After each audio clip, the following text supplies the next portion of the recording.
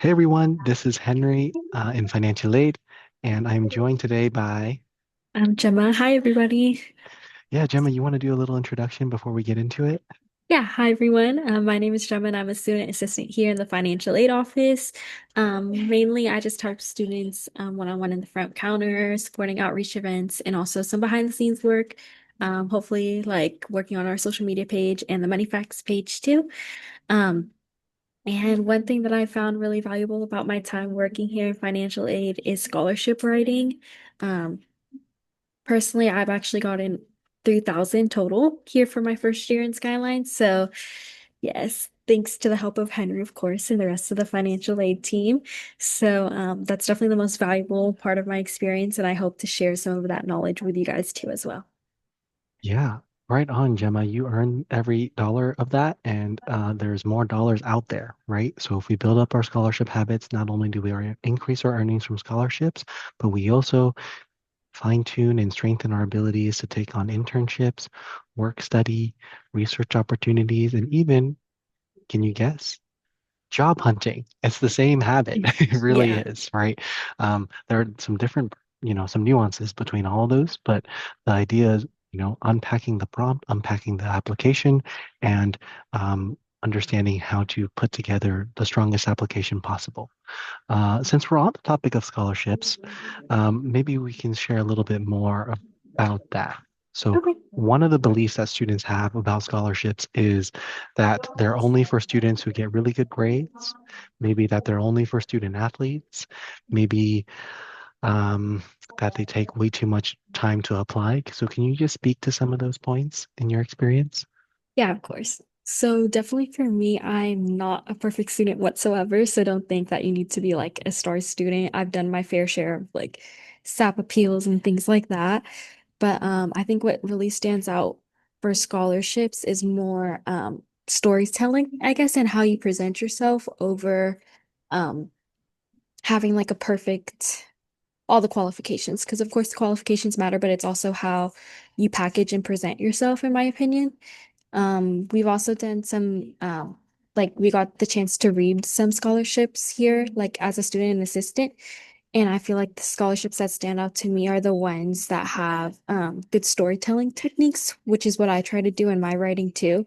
So instead of just like packaging something like a resume and listing everything, I think it's also important to show your experience. So even if you don't have like the perfect grades or perfect experiences, there's still like life stories that you could share that could still answer the prompt and show how you're qualified, even if it's not something as rigid as grades.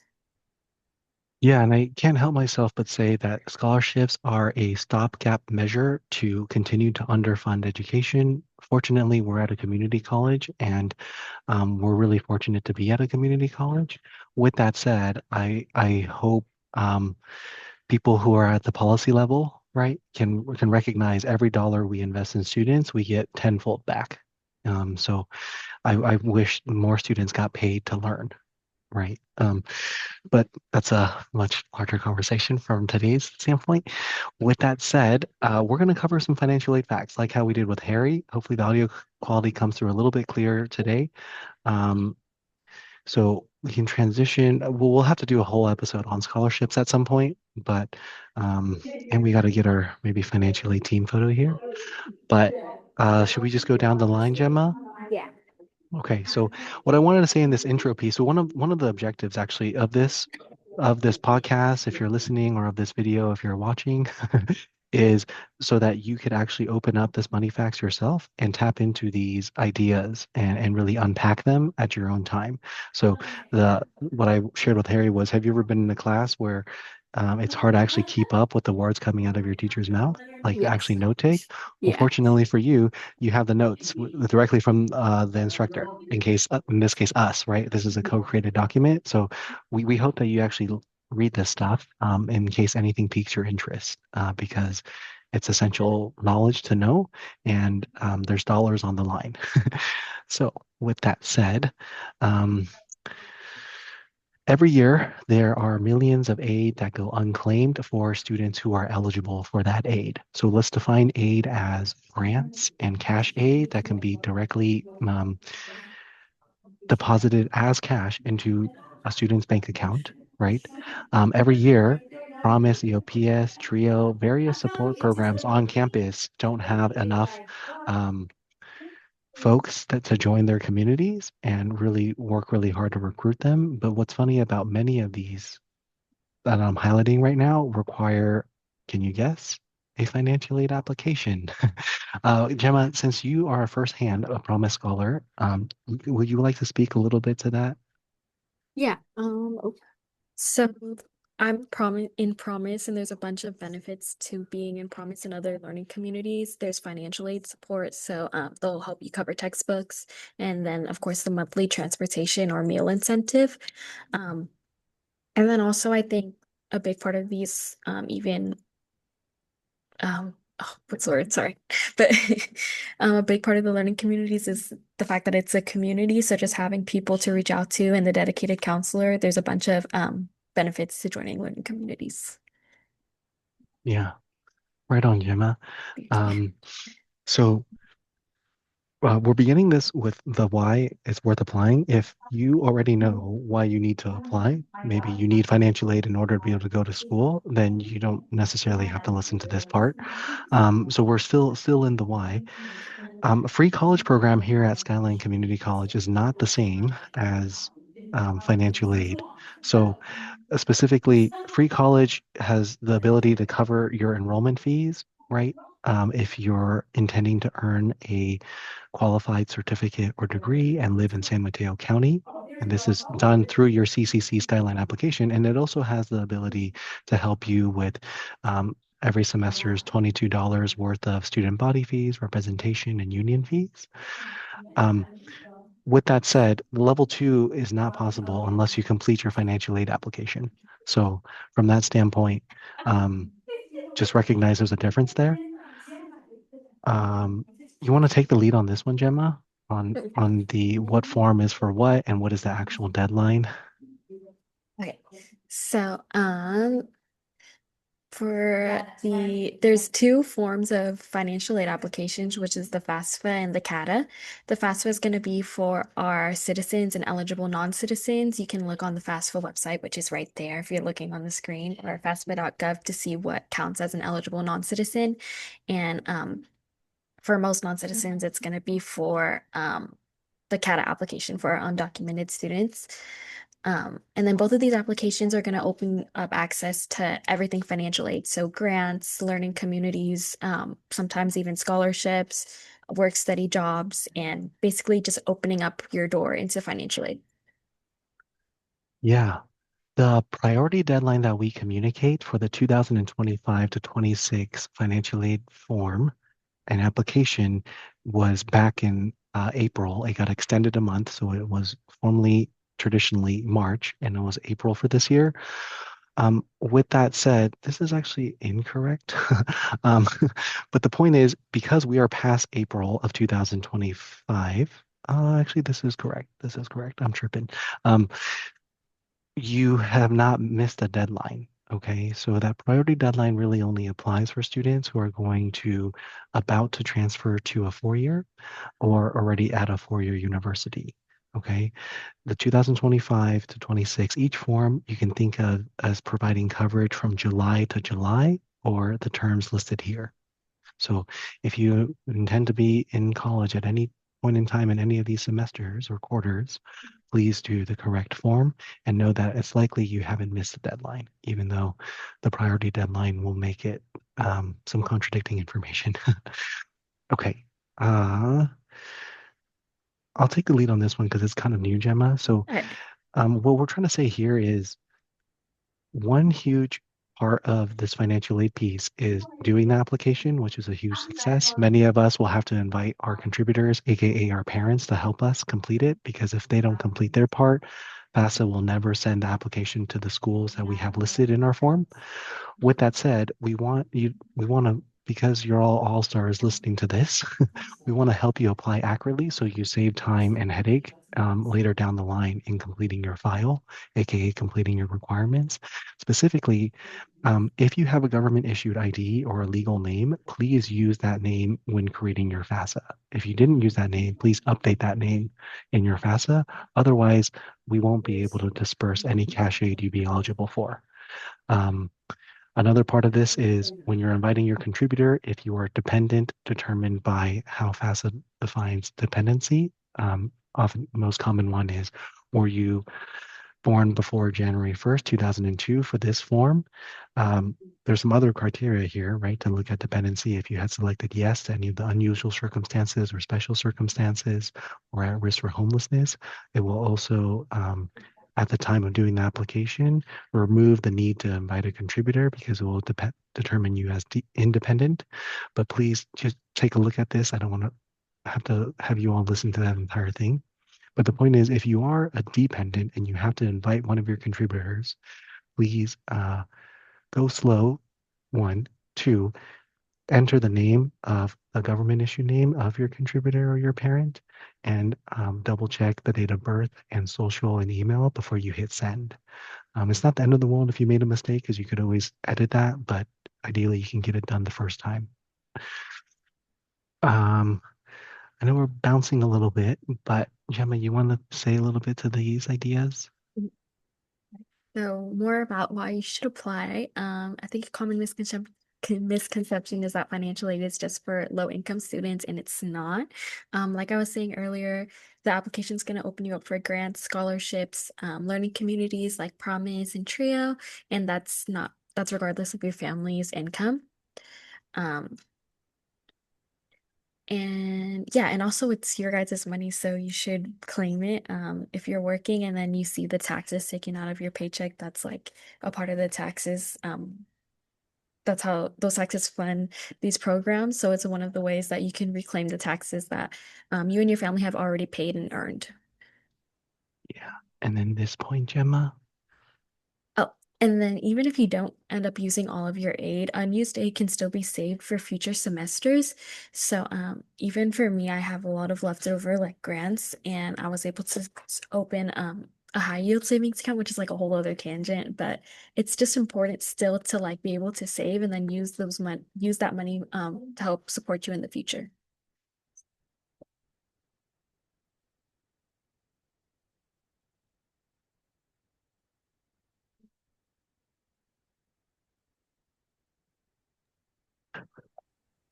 Yes, that is correct. What you heard, that you can save your financial aid, whether it be grants or scholarship earnings for future semesters on any of your cost of attendance, which is super loosely defined, even though it's listed out here, is something that should make students smile and something that should help students persevere in their financial aid applications and completing their files.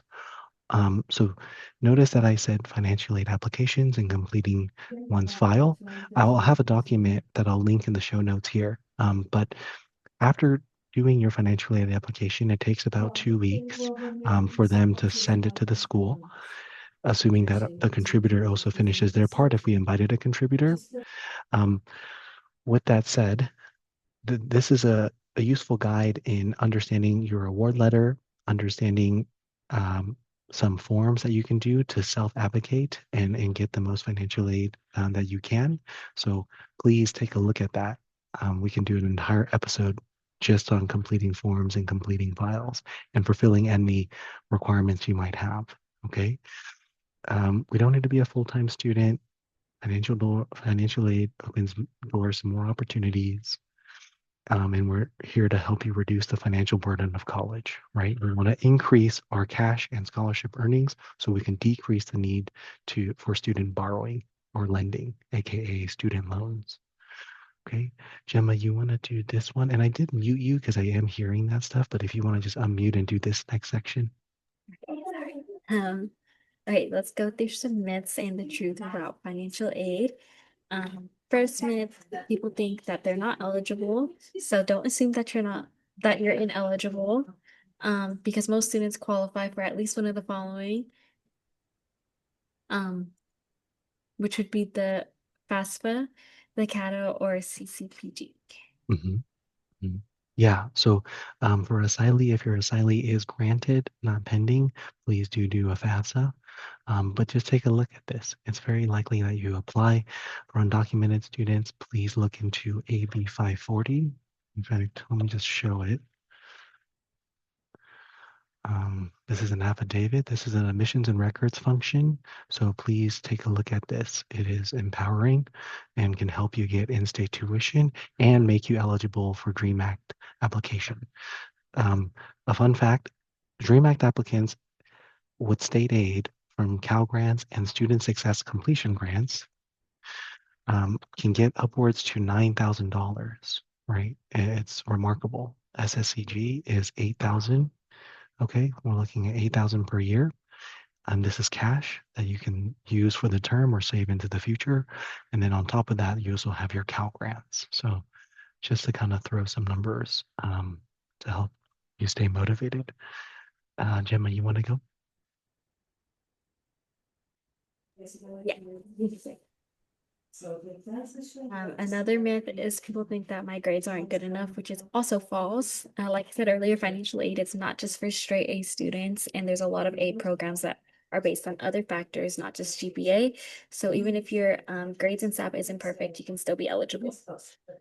Sweet. One I want to highlight. So we encourage you to read all this. Otherwise, this will be a 2-hour episode. One of the highlights I want to share is oftentimes I have students who have savings, are earning a job, are getting free college level one, which helps them cover their tuition, and think that if they apply for financial aid now at a 2-year, it's going to reduce their financial aid when they transfer to a 4-year. And I can say that that is not true. So um, how much financial aid you get at a 4-year will depend on your FAFSA form and income situation of the form that you put in for the year that you're at the 4-year, right? Or the year before. So in other words, the best way to decrease the financial stress of potentially a 4-year school is by claiming your aid at a 2-year when you're enrolled at a 2-year by applying for financial aid now. There's some special considerations in terms of the 600% 6-year eligibility of Pell and 400% eligibility of Cal grants, but I would not worry about that problem until you've been receiving 2 years of financial aid at a community college, right? So please understand that. One more that I'll highlight is if even if your parents did not file taxes, you can still complete the FAFSA and DREAM Act or DREAM Act application. Okay, just know that that's to be true. Please look at the definition of dependency that we kind of highlighted earlier. You want to speak to these 2 points, Gemma? They're kind of fun. Yeah. Let's see. Okay, so don't be nervous to reach out to us at financial aid. We're all very friendly. We don't bite. But yeah, it's important to advocate for yourself and fill in those knowledge gaps. So one way to do that is by reading these money facts. Of course, you're already listening to the podcast, so you're already on a good start. But there's a lot of knowledge to learn about financial aid, and sometimes it's a lot of technical jargon. So it always helps to have somebody sit down and help walk you through it. Yeah, awesome. Said it better than I could. To reinforce this point, I cannot tell you how many times um, I lose students or students lose themselves because they think that either maybe that we don't necessarily have the best intentions or we're not trying to help them. I can tell you firsthand from the team here at Skyline Financial Aid, we all are here to not only help students get their financial aid, but like maximize your financial aid. It's true that there are requirements that may come up that will need your collaboration and action with, and need your help in completing your file. So from that standpoint, please help yourself, but we're here to help you. Anything that you don't understand from, let's say, this document, Skyline Guidelines, in terms of fulfilling requirements or completing forms, we're here to help you unpack that. We understand how overwhelming this can be, but we also understand how empowering receiving financial aid can be, right? And this is a really special time for you to be able to tap into some of those funds. Okay. And then this one, this is actually one that I learned as a former community college student. One of the ways to mm, leave it better than you found it is by actually sharing the knowledge that you hard won knowledge in financial aid with your peers. Okay. Um, right now, if you were to make a Calendly reservation, a one-on-one meeting with me, you'll actually see. I don't know if I have it up right now. I do. So I actually provided a reward. So this is if you're trying to book an appointment with me, I ask you to read these facts. One of the first things I'll ask is whether or not you've read them. And what's funny is if you actually find the answer to the question that you have in the money facts or some other, legit online source, I will confirm whether or not that's correct to give you that reassurance. And then I will also then have you choose from some of the gifts. And one of our cool gifts, let me see if I have it, is a USB-C splitter. Gotta end the screen so you all can see this. So if you're on the podcast, sorry y'all, but you can look at the video. Right, so it's a USB, traditional USB into two different inputs, USB-C and some Android input. Yeah, something fancy like this would cost you, I don't know, $15. So we got cool gifts. It's not just pens and highlighters, although we have plenty of that too. Um, so I think that tangent was for helping yourself in order to be able to help your peers, right? Gemma, you want to take the next one on what if you're an international student and you graduated high school in a foreign country? Yes. Okay, so if you're an international high school student and you graduated in a foreign country, to fill out that part of the FAFSA, you're just going to type FC into the city field and press search and then click add manually and then enter FC again for the state and then check the box and write the actual city and high school name where you graduated from. Yes, absolutely. Because if we don't do that, you're going to have an outstanding no high school diploma reported on FAFSA requirement that you're also seeing on the screen if you're tuned in visually. And if you don't satisfy this requirement, you are not going to receive the aid that you'd be potentially eligible for. Okay, so please, that's just one kind of tip. Here's some, maybe we can just trade off some of these or choose some of our favorite application facts, Gemma. So one application, so you were just completing one application, okay? We're not doing both applications. Please understand which one to complete. Um, we apply once a year. Deadlines are critical. Maybe I'll do a longer segment on that actually. So let me open up our disbursement. So if we have a financial aid appeal outstanding, just recognize our appeals do have a deadline on them. So if you have a satisfactory academic progress, aka SAP appeal, recognize that there is a date in which you need to complete those by.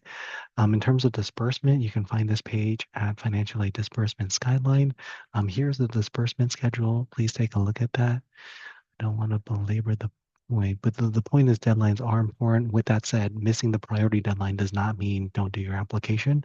You can still do your application, okay? You have a ton of time to be able to do that. Here's a question for you, Gemma. I don't know if you know this actually. So if a student was enrolled for fall and spring, and towards the end of spring, let me pull up a visual. Towards the end of spring, they found out that, hey, I actually didn't miss the uh, the financial aid application deadline, right? Because our FA app deadline is actually towards the end of the year, academic year, like June 30th. So let's say they're enrolled for fall, enrolled for spring, and they find out, let's say, May 15th, that they're actually, and well, they do their application on May 15th, and it arrives our office a week later. Okay. Are they eligible? And let's assume for a second they're eligible for Cal Grants and Pell Grants. Are they going to get their Cal Grants and Pell Grants? Do you know, Gemma? Yeah, right? Yeah. Yeah. So Yeah. Cal Grants are a little bit special, but 100% Pell, they would. They would be able to do that. There are also deadlines if you needed loans um, to request for loans. But from a Pell Grant standpoint, which can be upwards to $7,396, you would still be eligible for not only spring's Pell Grant, but also fall's Pell Grant, right? So it's a remarkable amount of money. So please don't think you missed the deadline to apply. Um, I'll do one more and then I'll throw it back to you, Gemma. So our program of study matters. We wanted to make sure that it matches your comprehensive or non-comprehensive student abbreviated student educational plan. It's also important that our program of study to get level 1 free college, intending to earn a certificate or degree is encoded as program of study. Okay. So please check it does match with what you're trying to go for. Some programs of studies, such as earning a certificate in real estate, are not financial aid eligible. Okay. Um, Gemma, you want to say anything that's maybe not here that's on your mind? Something not here. Or something that's here? Maybe this one then. Okay.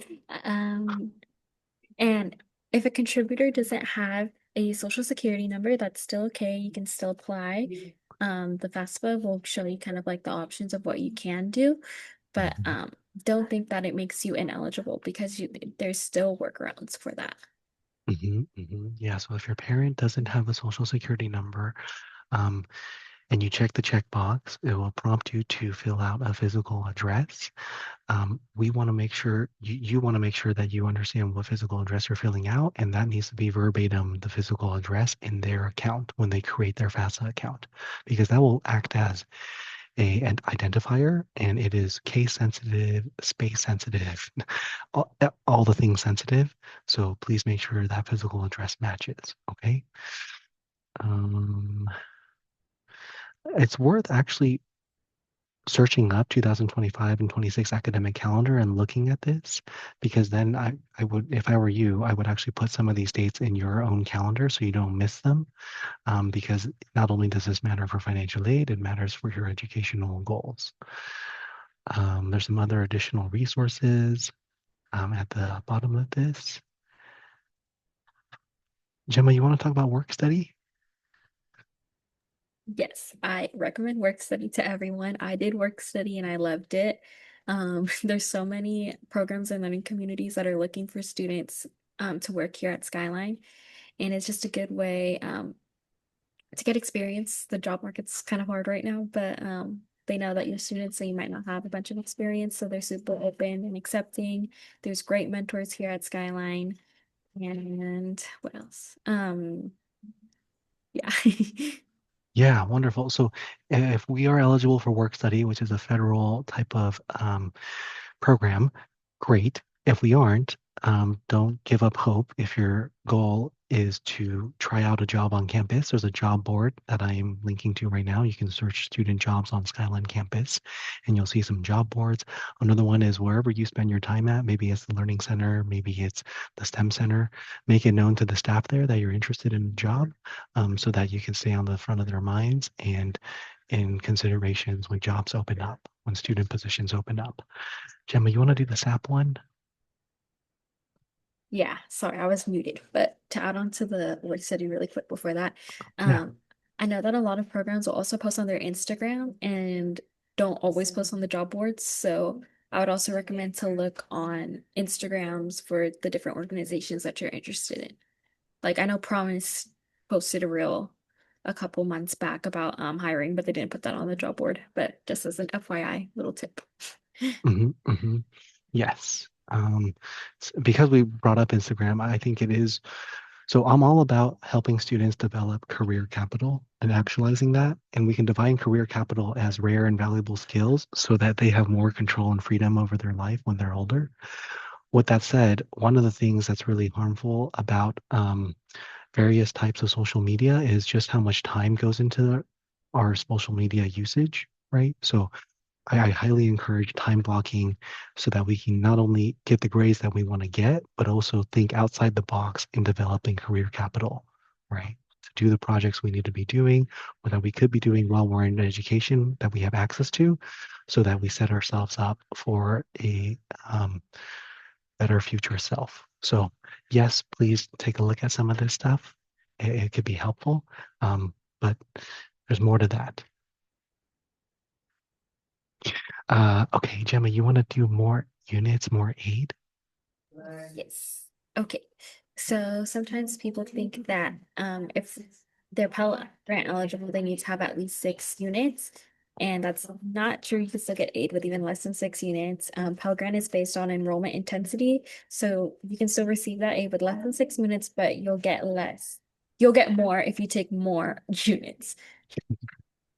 Yeah, so it is true for federal work study and for loans, you definitely need to be in 6 units. And I think Cal Grant have their own requirements.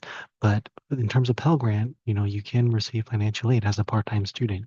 In terms of free college level two, if you apply for financial aid, you can still receive even level two benefits. Okay.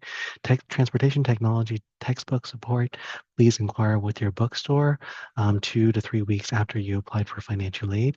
Maybe before doing that, check in with whether or not you have any requirements. Okay, that wraps up our money facts. Again, our goal is for you to actually reference this in writing so you can unpack these ideas on your own time. So this is just discovery, right? But for you to understand, we recognize it takes longer than just having to listen to us. Please make a Calendly reservation with me if you like to get a deeper dive. I need to post Gemma's there. Gemma, any final thoughts that you might have that we didn't cover today? I know we only covered about half of what we know to be true in financial aid.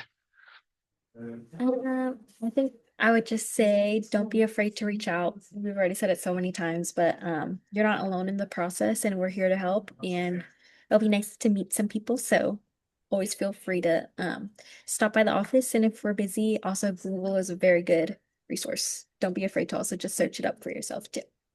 Yeah, the secret's out. I use the internet all the time in helping students get what they need. So lean into that. But of course, we encourage you to come visit us so you can make those connections. Just like how we encourage you to put office hours into your schedule and visit your teacher at least once before the final exam. um, so more of that to come. Thanks for tuning in today.